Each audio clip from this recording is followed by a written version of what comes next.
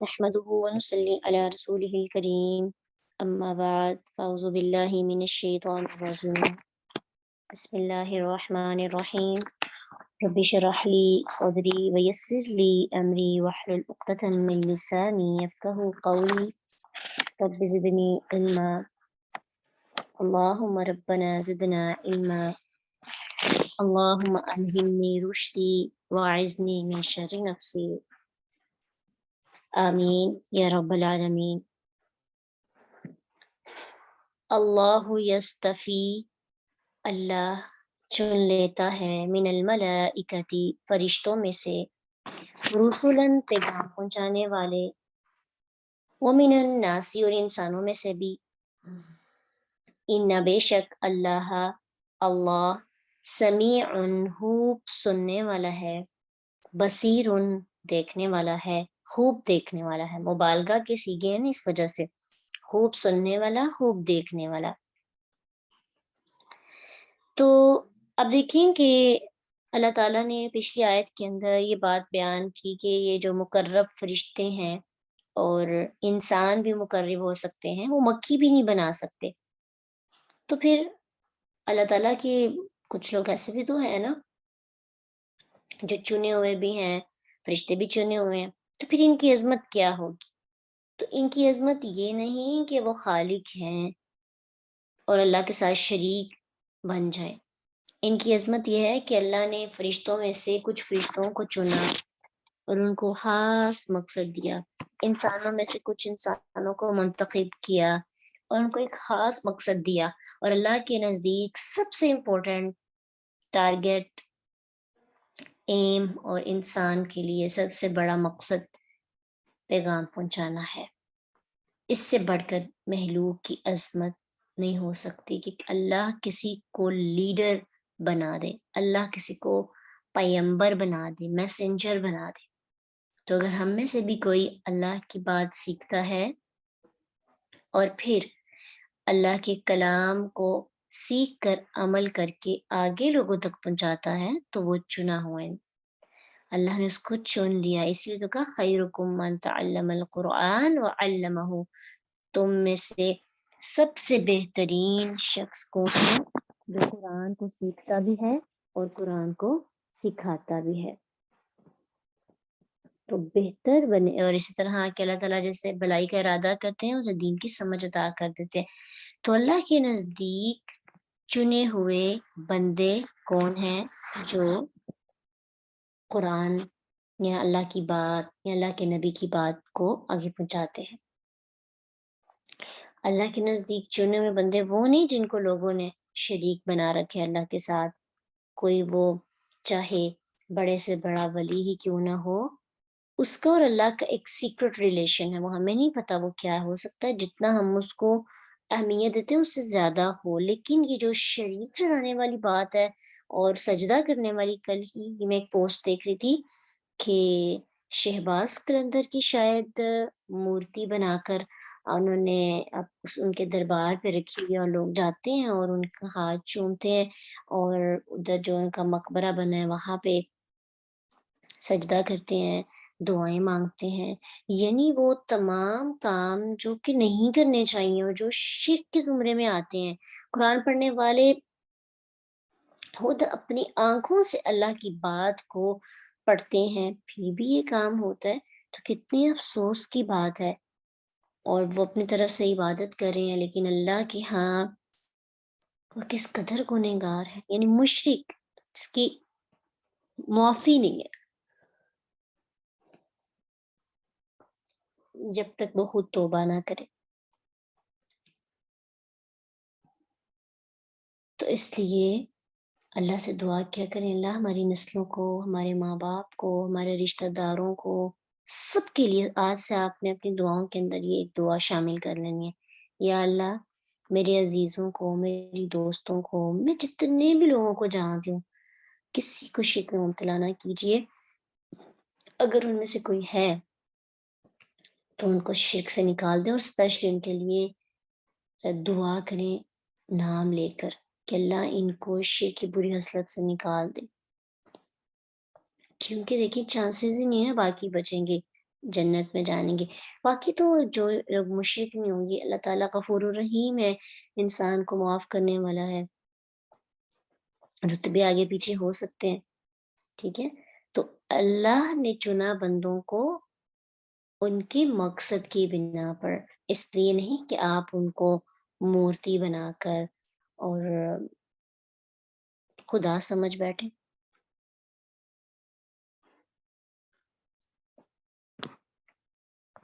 یعلم، وہ جانتا ہے، ماں جو کچھ بھی بین ایدیہم ان کے آگے ہے، وما جو کچھ خلفہم ان کے پیچھے ہے، وإلی اللہ اور اللہ ہی کی طرف ترجع لوٹائے جاتے ہیں الامور سب کام، امر کی جمع ہے امور۔ تو ابھی جملہ جو ہے نا یعلم ما بین ایدیہم وما خلفہم، یہ جملہ قرآن میں 4 مقامات پہ آیا ہے، وہ چاروں مقامات نوٹ کریں، یہ آپ کا ایک کوئز ہو سکتا ہے۔ سورۃ البقرہ آیت 25 میں، سورۃ طٰہٰ 110 میں، سورۃ انبیاء 28 میں، اور یہاں سورۃ حج 76 میں، 4 مقامات پر اللہ تعالیٰ نے اس کا ذکر کیا۔ ہر مقام پر اس جملے سے پہلے یا بعد میں سفارش یا معبودان باطل کا ذکر کیا۔ یہ کہ مطلب اس کا یہ ہے کہ فرشتوں اور انبیاء اور اولیاء کو اگر ہم مشکل کشا حاجت روا سمجھ کر نہیں بلکہ اللہ کے ہاں سفارشی سمجھ کر پکارتے ہیں تو یہ بھی غلط ہے، کیونکہ سفارش اللہ کسی کی قبول نہیں کریں گے، کیونکہ اللہ سب کچھ دیکھنے سننے والے ہیں، ہر شخص کے ظاہری مخفی حالات وہی جانتا ہے، دنیا کی کھلی چھپی ساری ضرورتیں اور مصلحتیں کون جانتا ہے؟ اللہ۔ فرشتوں کے بارے میں، نبیوں کے بارے میں کوئی ایسی چیز نہیں کہ جس کے بارے میں اللہ نہ جانتے ہو۔ اس لیے اللہ تعالیٰ نے اپنے سب سے مقرب بندوں کو بھی یہ حق نہیں دیا کہ وہ اللہ کی اجازت کے بغیر سفارش کے لیے اپنی زبان کھولیں، ٹھیک ہے۔ اللہ تعالیٰ نے من ذا الذی یشفع عنده الا باذنہ، پھر اس کے آگے آپ نے پڑھا نا یعلم ما بین ایدیہم وما خلفہم، کہ اللہ تعالیٰ کسی کی بھی سفارش قبول نہیں کریں گے۔ کیوں؟ کیونکہ اللہ کو پتہ ہے کہ اللہ بندے نے پیچھے کیا کیا، آگے کیا کیا، اللہ ہر چیز جانتے ہیں۔ تو اللہ کے سامنے سفارش کون کر سکتا ہے؟ جس کو اللہ اجازت دے، اور اللہ کا اجازت ہی ان لوگوں کے لیے ہوگی جن کے اللہ نے سفارش قبول کرنی ہوگی، اور ان کے اندر کچھ خاص ہوگا کہ ان کے حق میں سفارش قبول ہوگی۔ اس لیے ان لوگوں پر جن کو ہمیں اپنے پیر اور اولیاء اور جن کے آگے ہم جھکتے ہیں، ان سے کسی چیز کی بھی امید نہیں ہے۔ ساری امیدیں، سارا بھروسہ، سارا توکل، ساری جو ہمارے نزدیک ایکسپیکٹیشن ہے اباؤٹ یوم الآخرہ، تو وہ کس سے ہونی چاہیے؟ اللہ سبحانہ تعالیٰ سے، انشاءاللہ۔ اور پھر مزید سمجھیں کہ یہ وائنڈ اپ کیا جا رہا ہے نا، تو وائنڈ اپ کرتے کرتے بڑی امپورٹنٹ باتیں اللہ نے کی۔ سب سے پہلے کیا کیا؟ توحید کے بارے میں۔ اب اگلی بات کہ جب انسان دائرہ اسلام میں داخل ہو جاتا ہے، اس وقت میں تو مشرک مسلمان ہوتا ہی نہیں تھا نا، آج تو مشرک مسلمان مشرک ہے، مسلمان کلمہ پڑھ کے بھی مشرک ہے، تو حیرت کی بات ہے۔ اس وقت دیکھیں اللہ تعالیٰ نے توحید کی دعوت دی، ساتھ ہی کہا کہ اگر مسلمان ہو گئے اب ایمان والے بن جاؤ۔ یا ایہا الذین آمنو، اے لوگو جو ایمان لائے ہو، اور قعو، رکوع کرو، اسجدو، سجدہ کرو، وعبدو، عبادت کرو، ربکم، اپنے رب کی، وفعلو، اور کام کرو، یعنی کرو الخیر، بلائی، لعلکم تفلحون، تاکہ تم فلاح پا جاؤ۔ اب پچھلی جو آپ نے یہ پوری سورت جب پڑھی تو اس میں قیامت اور توحید کے حق ہونے کی دلائل، اور قیامت سے انکار اور شرک کی تردید اور اس کی مذمت کے دلائل موجود ہیں۔ اب آخر میں اللہ تعالیٰ نے ان لوگوں کو خطاب کیا جو اللہ اور اس کے رسول پر ایمان لے آئے۔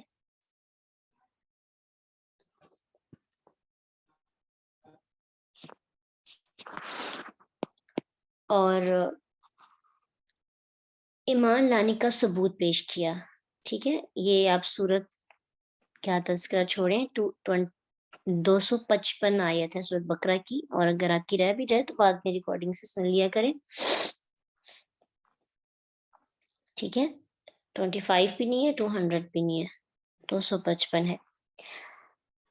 اللہ تعالیٰ نے آخر میں ایمان والوں کو بتایا، ایمان والوں کو مخاطب کیا، اور دوسرے لوگوں کو مخاطب کر کے ان دوسرے لوگوں کو بتانا چاہا کہ اگر ہم مسلمان ہیں اور ایمان میں داخل ہونا چاہتے ہیں تو ہمیں ثبوت پیش کرنا ہوگا۔ ثبوت کیا ہے؟ پہلی چیز ہے نماز۔ نماز سب سے پہلا ثبوت ہے۔ اگر ہم کہیں مجھے اللہ سے بڑی محبت ہے، میں مومن بننا چاہتی ہوں، میرے ایمان میں کمی آ رہی ہے، مجھے خشوع چاہیے، مجھے اللہ کی ملاقات چاہیے، اللہ کی دوستی چاہیے، اللہ سے محبت چاہیے، تو سب سے پہلا کام جو ایمان لانے کے بعد ضروری ہے، کافر اور مسلم کی پہچان کیا ہے؟ نماز۔ نماز ادا کرو۔ یہاں پہ نماز ادا کرنے کی بجائے رکوع اور سجدے کا حکم اس لیے دیا گیا کہ رکوع اور سجدے دونوں حالتیں جو ہیں یہ انتہائی عاجزی کا اظہار ہے۔ اس لیے کئی متکبر لوگوں نے اسلام قبول کرنے سے اس لیے بھی انکار کیا کہ ہمیں اللہ کے سامنے عاجزی کی آخری حد تک جانا پڑے گا، تو اس وجہ سے یہاں بھی ذکر کیا گیا کہ تم کیا کرو؟ رکوع اور سجدہ کرو، یعنی اللہ کے سامنے جھکو۔ اللہ کے سامنے جھکو گے تو ہی ثبوت پیش کر سکتے ہو، اور جھکنے کا انداز کیا ہے؟ نماز، جو اللہ سبحانہ تعالیٰ نے ہمیں نبی صلی اللہ علیہ وسلم کے ذریعے سکھا دیا۔ ایک بندہ ایمان لانے کے بعد اگر اس کو چھوڑتا ہے تو اس کا ایمان زائل ہو جاتا ہے۔ تو ہمیں جب بھی خود کو چیک کرنا ہے، اپنے احتساب کرنا ہے، تو اپنی نمازوں سے شروع کرنا ہے۔ سیلف اسیسمنٹ جب بھی کرنی ہے، خود سے ملاقات کرنی ہے، تو سب سے پہلے خود سے یہ سوال کرنا ہے کہ میری نمازیں کتنی بہتر ہے، پڑھ رہے ہیں اس میں بہتری کیسے لائی جائے، کیونکہ یہ سب سے بڑا یعنی ہماری پہچان، ہماری آئیڈینٹی، ہمارا آئی ڈی کارڈ ہے ایمان لانے کا، اسلام میں داخل ہونے کا، جو ہمیں قیامت کے دن سب سے پہلے آئی ڈی کارڈ دکھا کر اندر جا سکیں گے۔ اگر ہمارا آئی ڈی کارڈ ہی ہمارے پاس نہ ہوا تو ہمارا رستہ چینج ہو جائے گا، وہاں پہ ہمیں احتساب کروانا ہوگا، حساب کتاب کے لیے ہم کھڑے ہو جائیں گے۔ تو آئی ڈی کارڈ ہوگا تو پھر جلدی ہمیں وہاں سے نکل جائیں گے، ٹھیک ہے۔ اگر آئی ڈی کارڈ نہیں ہوگا تو آپ خود سوچیں کہ اگر آپ کہیں پہ جائیں تو آئی ڈی کارڈ آپ کے پاس نہ ہو تو کتنی مشکل پیش آتی ہے۔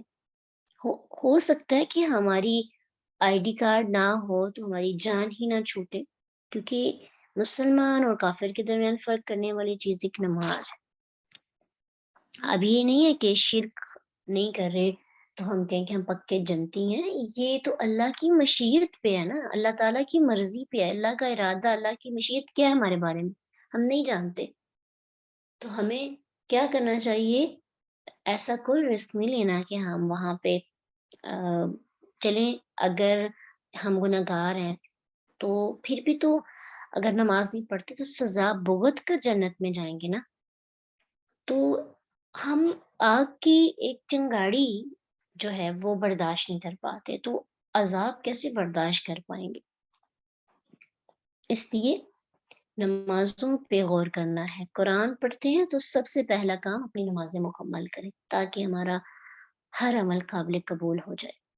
اس کے بعد وَاعْبُدُوا رَبَّكُمْ، خاص عبادت نماز کی تاکید کے بعد اللہ تعالیٰ کی تمام زبانی، تمام بدنی، مالی عبادات کا حکم دے کہ اپنے رب کی عبادت کرو، جس کا حکم اللہ نے دیا۔ آپ وائنڈ اپ کر رہے ہیں نا، تو تذکرہ نہیں کیا، اس میں زکوٰۃ ہے، حج ہے، روزے ہیں، اور معاملات میں، اخلاقیات میں اس عبادت آ جاتی ہے۔ پھر ساتھ الگ سے چیز مینشن کی، وَفْعَلُوا الْخَيْرَ، اور کرو بھلائی۔ عبادات کے حکم کے بعد ہر خیر یعنی ہر اچھے کام کا حکم دیا۔ خیر میں نماز بھی آتی ہے اور تمام عبادات بھی شامل ہیں، لیکن یہاں پہ ایک اور چیز ایڈ ہو جاتی ہے، وہ اچھے اعمال کہ جن کی نیت ہو تو وہ عبادت کہلاتے ہیں، اگر نیت نہ ہو تو اگر ہم کو کر بھی لیں نا تو وہ عبادت نہیں کہلاتے۔ مثلاً صلہ رحمی، اگر ہم کسی کے ساتھ صلہ رحمی کر رہے ہیں، رشتہ داروں کے ساتھ، تو پیچھے نیت عبادت نہیں ہوگی، اللہ کی رضا نہیں ہوگی۔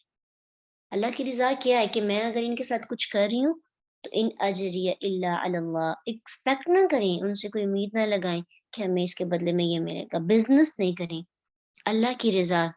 تو اللہ کی رضا کا مطلب ہی یہ ہوتا ہے کہ عبادت، تو نیت عبادت ہوگی، صلہ رحمی، مہمان نوازی، بیمار پرسی اور دوسرے اخلاقی معاملات، کسی کے ساتھ اچھا سلوک کرنا، احسان کرنا، مدد کرنا، صدقہ دینا۔ تو نیت پیچھے کیا ہو؟ عبادت۔ تو خیر کے خاص اور عام کام بھی کرتے رہو تاکہ تمہاری عادت بن جائے، ان کی ادائیگی میں تمہیں تکلیف محسوس نہ ہو، تمہاری سوچ ہو کہ میں نے ہر کام اللہ کے لیے کرنا ہے۔ گھر کے کام ہے، کسی سے مسکرا کے بولنا، مسکرانا صدقہ ہے۔ اب وہ مسکرانا اپنے مطلب کے لیے نہ ہو، اللہ کی رضا کے لیے ہو۔ تو نیت میں ہم جب نیت ہماری اسٹرانگ ہو جاتی ہے، نیت میں فطور نہیں آتا، نیتیں اچھی ہو جاتی ہیں، پازیٹیو ہو جاتی ہیں، اللہ کے لیے ہو جاتی ہیں، اس کو کہتے ہیں اخلاص۔ جس بندے کے اندر اخلاص ہوتا ہے اس کو لوگوں کو بتانا نہیں پڑتا میں نے یہ کیا، اس کو دکھانا بھی نہیں پڑتا، اللہ اس کی خوبیاں، اس کی کوالٹیز، اس کے جو ایتھکس ہیں، اس کی پیاری پیاری باتیں خود لوگوں کے، اس کی چھوٹی سی ادا بھی لوگوں کے دل کو فتح کر لیتی ہے، لوگ رشک سے دیکھنے لگتے ہیں۔ تو اس لیے مجھے یہ لگتا ہے کہ ہم جب کوئی کسی کے لیے کام کرتے ہیں تو شاید ہمیں بار بار جتلانا نہیں چاہیے، بتانا نہیں چاہیے کہ اچھا اس کو یاد رہے کہ میں نے اس کے لیے یہ کیا۔ جب آپ کا اخلاص آپ کے اندر ہے نا، تو اخلاص کا مطلب یہ ہے کہ اس سے نہیں لینا، اللہ سے لینا، اور جو اللہ سے لیتا ہے اس کو بہت زیادہ ملتا ہے، تو دنیا سے لینے سے کم ملتا ہے۔ ٹھیک ہے، تو ایمان والے لوگوں کے لیے آج کتنی باتیں ہیں نا، نماز پر غور کریں اور باقی عبادات کے ساتھ ساتھ ایسی عبادات جس میں نیت کو ٹھیک کرنا ہے اس پر بھی غور کرنا ہے، لعلکم تفلحون، تاکہ تم فلاح پا جاؤ۔ اب دیکھیں آپ آپس میں ہے نا کلاس فیلوز ہیں، تو آپس کے اندر بھی بہت سے کام آپ ایک دوسرے کی اچھی نیت کے ساتھ کر سکتے ہیں جو نیکی کا سبب بنتے ہیں۔ تو بس نیتیں ٹھیک کرتے جانا انشاءاللہ۔ وجاہدو، اور جہاد کرو، فی اللہ، اللہ کے راستے میں، حقا، جیسا کہ حق ہے، جہادی ہی، اس کے جہاد کا۔ اب یہ یہاں پہ جہاد کا جو مطلب ہوتا ہے، ویسے تو مطلب ہوتا ہے کوشش کرنا، کسی کے مقابلے میں اپنی پوری کوشش کرنا۔ کچھ یہاں پہ اختلاف بھی ہیں، ویسے اگر ہم اس کو اوورآل دیکھیں تو ہر وہ کام جس کے خلاف ہمیں کوشش کرنی پڑتی ہے، وہ دشمن کے خلاف ہے، وہ دشمن شیطان ہے، وہ دشمن ہمارا نفس ہے، پھر اسی طرح کافر دشمن ہے، تو اسلام کی سربلندی کے لیے اللہ کے راستے میں لڑائی کرنا۔ تو یہاں پہ کہا گیا ہے کہ اسپیسیفک یہ جو ہے اس مقصد کے لیے آیا ہے کہ اللہ کے راستے میں جہاد کرو۔ کیسے؟ جہاد فی سبیل اللہ، کفار سے لڑنے کی اجازت اس صورت میں دی گئی نا، تو لڑنے والوں کو اللہ کی نصرت کی خوشخبری بھی دی گئی۔ تو اس لیے یہاں پہ مراد کیا ہے کہ اللہ کے دین کی سربلندی کے لیے دشمنوں سے لڑو، جہاد کرو، تاکہ دین کو زیادہ سے زیادہ بلندی پہ لے کے جا سکو۔ اور اگر آج کے دور میں ہم یہ کریں تو یہ جہاد تلواروں سے اور کلاشنکوف کی بجائے زیادہ تر ہو رہا ہے ہمارا ٹیکنالوجی سے۔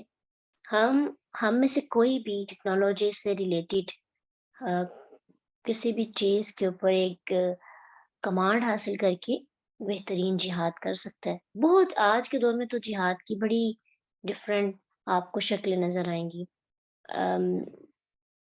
تو ہر طرح سے ہم دین کی سربلندی کے لیے، دشمن کو نیچا کرنے کے لیے اور اسلام کو بلند کرنے کے لیے کوششیں کر سکتے ہیں۔ یہ ایمان کا اگلا لیول ہے۔ اب یہ پہلا لیول نہیں تھا کہ آپ نماز بھی چھوڑو، عبادات بھی چھوڑو، اچھے معاملات بھی نہ کرو اور پھر جہاد کی طرف نکل پڑو۔ یہ نہیں ہے۔ جہاد کرنے والے مجاہد کے بارے میں بھی حدیث میں آتا ہے کہ نبی صلی اللہ علیہ وسلم نے فرمایا، کیا میں تمہیں مومن کے بارے میں بتاؤں؟ مسند احمد کی حدیث ہے، مومن وہ ہے جس سے لوگ اپنی جان اور مال کے بارے میں بے خوف ہوں جو اس کے مسلمان بھائی ہیں۔ مسلم وہ ہے جو لوگ اس کی زبان اور ہاتھ سے سلامت رہیں، اور مجاہد وہ ہے جو اللہ کی فرما برداری میں اپنے نفس سے جہاد کرے، اور مہاجر وہ ہے جو خطائیں گناہ چھوڑ دے۔ تو مجاہد جہاد کرنے والا، اس کا صرف کام یہ نہیں ہے کہ وہ لوگوں کے ساتھ جہاد کرے، اس کا پہلا کام اپنے نفس کے ساتھ جہاد کرنا ہے، اور پہلا ہم سب کا کام ہے کہ اپنے نفس کے ساتھ جہاد کریں، اور جو اللہ تعالیٰ نے عبادات کو حکم دیا اس کو پورا کریں۔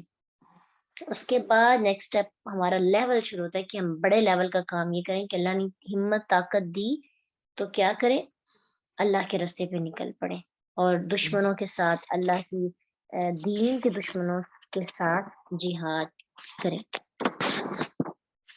اور کیونکہ جہاد جیسے قرآن پڑھانے والے کو قاری کہا جاتا ہے، اور مبلغ اور خطیب، مفتی، منصف، اسی لیے مجاہد یہاں پہ زیادہ چانسز اور زیادہ راجح قول یہ ہے کہ یہاں پہ جو جہاد ہے وہ خاص بڑے جہاد کی بات ہوئی ہے۔ اس کے بعد ہوا اس نے اجتباکم، چن لیا تمہیں۔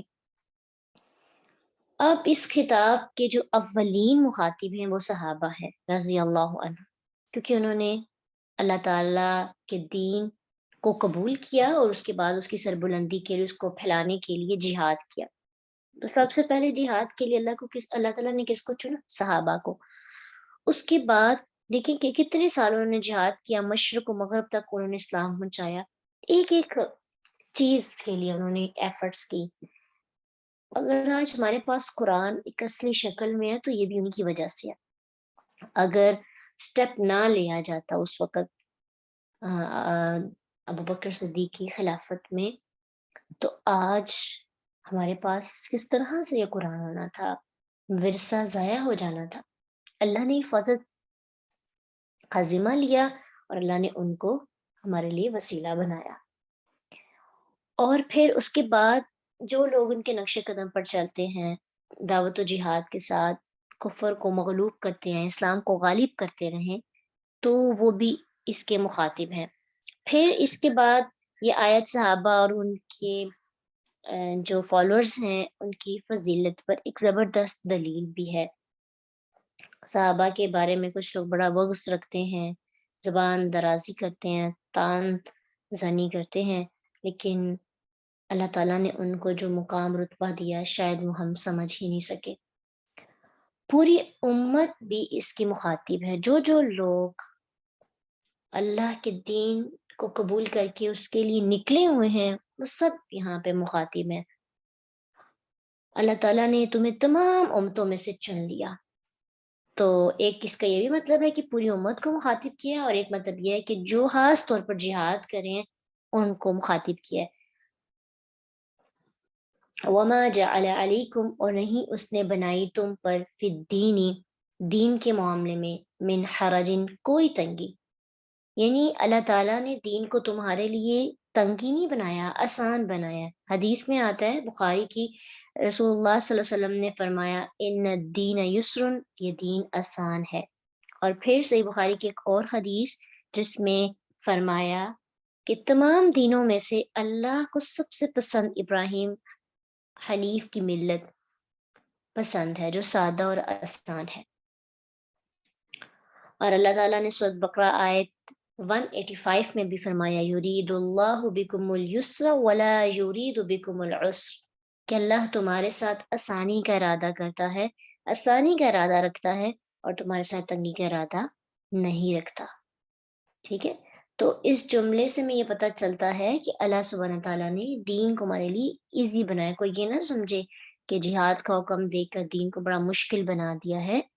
اگر کسی میں جہاد کی طاقت نہیں تو اس کو رخصت ہے، ٹھیک ہے، جیسے عورتیں، بوڑھے، کمزور، نادانوں کو جہاد معاف کر دیا گیا ہے، اور جو لوگ اندھے ہیں ان پر کوئی تنگی نہیں، نہ لنگڑے اور جو مریض ہیں ان کو بھی حکم نہیں دیا گیا.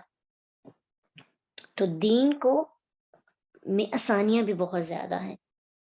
اور یہ بھی نہیں مطلب کچھ لوگوں نے دین مشکل نہیں، ٹھیک ہے، اس سے کیا مطلب نکالا کہ جو چیزیں آسان لگتی ہیں وہ لے لیں اور جو نہیں آسان لگتی اس کو چھوڑ دیں. اللہ تعالیٰ نے جو دے دی ہیں وہ آسان ہی دی ہیں.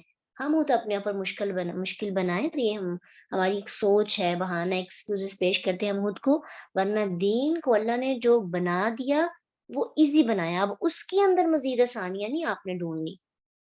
اللہ تعالیٰ نے انسانی طاقت کے مطابق احکامات رکھے. لا یکلف اللہ نفسا الا وسعها. اللہ تعالیٰ نے انسان کو اتنا ہی بوجھ دیا جتنا وہ سہ سکتا ہے. اللہ کسی جان کو اتنی تکلیف دیتے ہیں جتنی وہ برداشت کر سکتا ہے اس کی گنجائش کے مطابق. اب یہ ہے کہ کمزور جو بوڑھے ہیں وہ کسی عذر کی بنا پر اگر کوئی ریچول انجام نہ دے سکیں تو ان کی اس صورت میں ان کی رخصت بھی رکھی ہے، لیکن وہ بھی دین کے اندر لکھ دیا گیا ہے. مزید رخصتیں ہم نہیں لے کے آ سکتے. رخصت بھی رکھی ہے اور تخفیف کا بھی قاعدہ مقرر کیا ہے کہ آپ کنسیشن دے دی کہ معاملے میں یہ آپ کم کر لیں. مثلا کوئی سفر میں ہے تو نماز پڑھنی مشکل ہے تو قصر نماز رکھ دی، چھوٹی کر دی، 2 نفل رکھ، 2 فرض رکھ دیے. اور فجر کی جیسے 2 ہیں، ظہر کی بھی 2، عصر کی بھی 2، مغرب کی 3 ہی ہیں فرض، اور عشاء کی بھی 2 رکھ دی کہ 2 پڑھو اور نماز نہیں چھوڑو. پھر اس کے بعد بیمار ہو جائیں تو بیماری میں آپ نماز کو بیٹھ کر لیٹ کر اشاروں سے پڑھ سکتے ہیں. روزے میں رخصت رکھ دی اور پانی نہ ملنے کی صورت میں تیمم کی اجازت دے دی اور ساری زمین جہاں وقت ہو جائے نماز پڑھنے کی اجازت دے دی. پھر اس کے بعد گناہوں کا کوئی گناہ گار ہے اس کو کے لیے توبہ کے دروازے کھول دی. یہ بھی آسانی ہے کیونکہ پہلی قوموں کے اندر ان کے علماء نے ان کے لیے یہ ختم کر دیا تھا کہ توبہ نہیں تم کر سکتے. اور پہلی امتوں کے لیے بڑے سخت احکامات بھی تھے لیکن وہ منسوخ ہو گئے اور اللہ تعالیٰ نے ان کے کچھ مشکل رسم و رواج کو بھی ختم کر کے دین کو آسان بنا دیا. تو اس لیے دین میں کوئی تنگی نہیں، دین مشکل نہیں ہے. اس لیے کوئی اگر سوچنے لگے نا دین تو بڑا مشکل ہے تو یاد کروائیں کہ اللہ نے کتنی آسانیاں رکھی.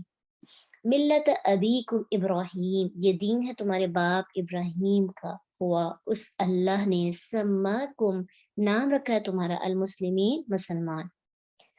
اب یہ ہے کہ تمہارا باپ، اگر اس سے مخاطب اس وقت کے خاص طور پر عرب ہیں جن کو مخاطب کیا گیا تو ظاہری بات ہے کہ وہ زیادہ تر ابراہیم کی نسل سے تھے علیہ السلام.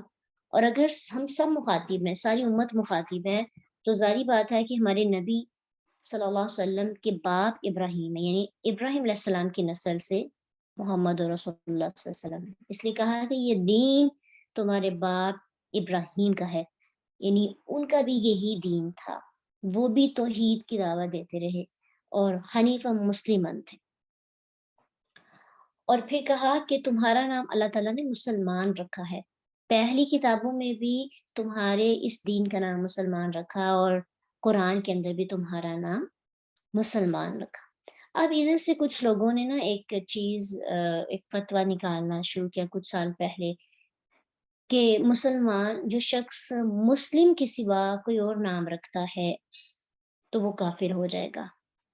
یعنی جیسے لوگوں نے اپنے نام رکھے ہیں نا، خاص اپنے علیحدہ علیحدہ گروہوں کے نام رکھ لیے یا پھر کوئی کسی جماعت کا نام رکھ لیا تو اس کے اگینسٹ ہونا شروع ہو گئے. نام رکھنے میں کوئی بات نہیں ہے، کوئی خاص صفت کی بنا پر ہم کسی کو مومن بھی کہہ سکتے ہیں، متقی بھی کہہ سکتے ہیں، مسلم بھی کہہ سکتے ہیں. ٹھیک ہے، اس کے بارے میں حدیث بھی ہے کہ ترمذی میں کہ نبی صلی اللہ علیہ وسلم نے ایک دفعہ جو ہے بیان کیا کہ جو شخص جاہلیت کی دعوت کی آواز دے وہ جہنم کی ڈیریوں میں سے ہے. ایک آدمی نے کہا اللہ کہ نبی ہاں وہ نماز پڑھے اور روزے رکھے. آپ صلی اللہ علیہ وسلم نے فرمایا ہاں وہ نماز پڑھے روزے رکھے. پھر فرمایا تم اللہ کی عبادت کی آواز دو جس کے ساتھ اس نے تمہارا نام مسلمین، مؤمنین، عباد اللہ رکھا ہے. تو اس حدیث سے ثابت ہوتا ہے کہ مسلمین کے علاوہ صفاتی نام مومنین عباداللہ لینے میں کوئی حرج نہیں ہے، عباد الرحمن کہنے میں کوئی حرج نہیں ہے، مومنین کہنے میں کوئی حرج نہیں ہے۔ سورۃ احزاب کی بھی 35 آیت، ان المسلمین والمسلمات والمؤمنین والمؤمنات والقانتین والقانتات والصادقین والصادقات والصابرین والصابرات والخاشعین والخاشعات والمتصدقین والمتصدقات والصائمین والصائمات۔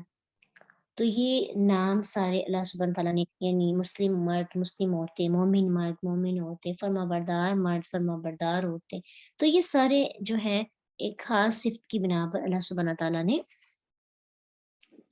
نام رکھے ہیں۔ اس لیے اگر کسی خاص صفت کی بنا پر کوئی نام رکھ لیا جائے اپنی کسی، جیسے اپنی کلاس کا یا پھر کسی جماعت کا، تو اس میں کوئی ایشو نہیں ہے۔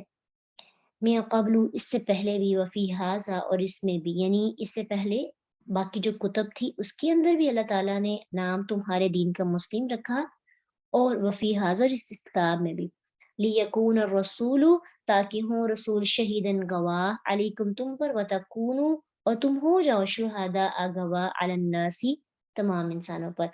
یعنی وہاں امت کی تعریف ہو رہی ہے کہ اللہ تعالیٰ نے باقی انبیاء کے سامنے بھی اس رسول کے دین کو رکھا تاکہ وہ گواہ ہو جائیں، اور تم بھی ان کے دین پر گواہ ہو جاؤ۔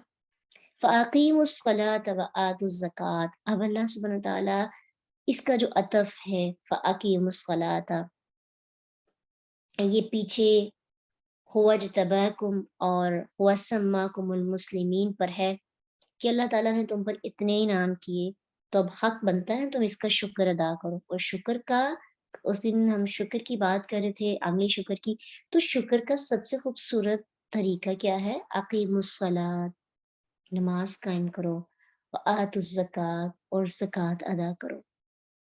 ٹھیک ہے، یہ شکر کا سب سے بہترین، سب سے خوبصورت سٹائل ہے۔ تو ہمیں اللہ کو جو سٹائل پسند ہے اس انداز میں شکر کرنا چاہیے نا۔ اب دیکھیں، جب ہم کسی دیندار سے ملتے ہیں، کسی عالم سے، تو ہم کوشش کرتے ہیں کہ ہم وہاں پہ شکر کا انداز جزاک اللہ یا جزاک اللہ اپنائیں۔ جن کو انگلش بھی نہیں آتی اور عربی سے بھی وہ واقف نہیں ہوتے، ہم ان کو کہتے ہیں بہت شکریہ آپ کا۔ اور جو زیادہ تھوڑے ماڈرن ہوتے ہیں اور جو انگلش مین ہوتے ہیں، اور ان کو ہم تھینک یو کہتے ہیں، تو ہم اپنے انداز بدل لیتے ہیں نا اس مخاطب کے، جو مخاطب چاہتا ہے۔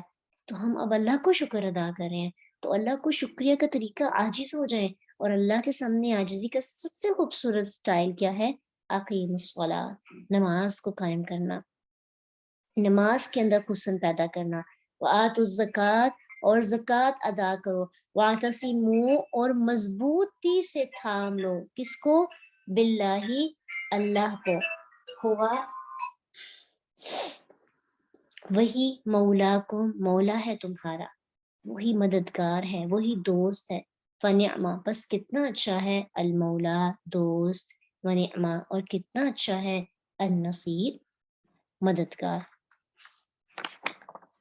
اب یہ ہے کہ واعتصموا، اللہ کو مضبوطی سے تھام لو، یعنی اللہ تعالیٰ کے تمام احکام کو مضبوطی سے تھامنا، ہر مشکل و مصیبت، ہر کام میں اللہ کا سہارا لینا، اللہ کے سہارے کو تھامے رکھنا، کسی غیر کی طرف نظر بھی نہ اٹھانا، یعنی غیر اللہ کی طرف مشکل کشائی کے لیے نہ جانا۔ اور ہوا مولاکم، اللہ تعالیٰ کو مضبوطی سے تھامنے کی وجہ بیان کی کہ وہ تمہارا مالک، تمہارے کاموں کی ذمہ داری اٹھانے والا ہے، وہ بہت اچھا مالک ہے، وہ بہت اچھا مددگار ہے، کیونکہ وہ کسی کی ذمہ داری اٹھا لے تو پھر اس بندے کو فکروں سے آزاد کر دیتا ہے، جب کسی کی مدد کر دے تو اس کے دشمن کو مغلوب کر دیتا ہے۔ انہ لا یضل من والیت ولا یعز من عادیت، حقیقت یہ ہے کہ جس کا تو دوست بن جائے وہ کبھی ذلیل نہیں ہوتا، اور جس کا تو دشمن ہو جائے وہ کبھی عزت نہیں پاتا۔ اللہ ہم سب کے دوست، ہم سب کو اپنی دوستی عطا کر دے، اپنی محبت عطا کر دے، اپنی نصرت عطا کر دے، تاکہ ہمارے دشمن کبھی عزت نہ پا سکے۔ آمین۔ وآخر دعوانا ان الحمد للہ رب العالمین. سبحانک اللہم وبحمدک نشہد ان لا الہ الا انت نستغفرک ونتوب الیک. الحمد للہ رب العالمین. ربنا تقبل منا انک انت السمیع العلیم وتب علینا انک انت التواب الرحیم. الحمد للہ، اللہ تعالیٰ کا شکر ہے، اللہ کا احسان ہے کہ اللہ نے ہمیں ایک اور لیول پورا کرنے کی توفیق عطا کر دی. الحمد للہ.